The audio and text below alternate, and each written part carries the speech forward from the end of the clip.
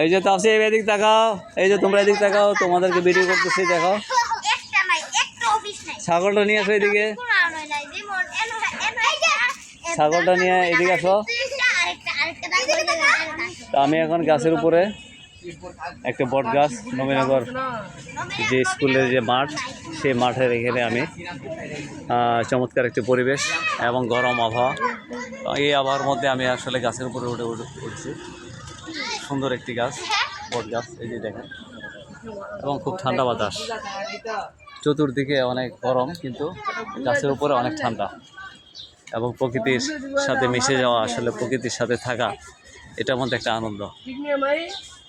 আসলে এই গাছের উপর উঠে আমার কাছে মনে হচ্ছে যে আমি 30 বছর আগে স্কুল লাইফে যে আমি আসলে গাছের উপর উঠতাম, পেয়ারা গাছ, তারপর বড়ই গাছ, সেই স্মৃতি মনে পড়ে গেল।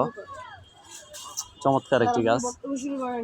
আসলে আমরা ঢাকা শহরে থাকি, চাকরি, চেম্বার, প্র্যাকটিস এগুলো নিয়ে ব্যস্ত থাকি, তো যার কারণে আসলে গ্রামে আসা হয় না, বাড়িতেও এখন খুব বেশি একটা আসা হয় না। তো নবীনগরে আসলাম, এসে আসলে গাছের উপরে উঠলাম, সেই 30 বছর আগের স্মৃতি মনে পড়ে গেল। খুব ভালো লাগতেছে। মনে হচ্ছে আমার বয়স এখন অনেক 18, 19, 20 এরকম মনে হচ্ছে আমার কাছে। এই যে অনেক ছেলেরা এখানে উঠছে, তারাও গাছের উপরে আড্ডা দিচ্ছে, গাছের নিচে বসে।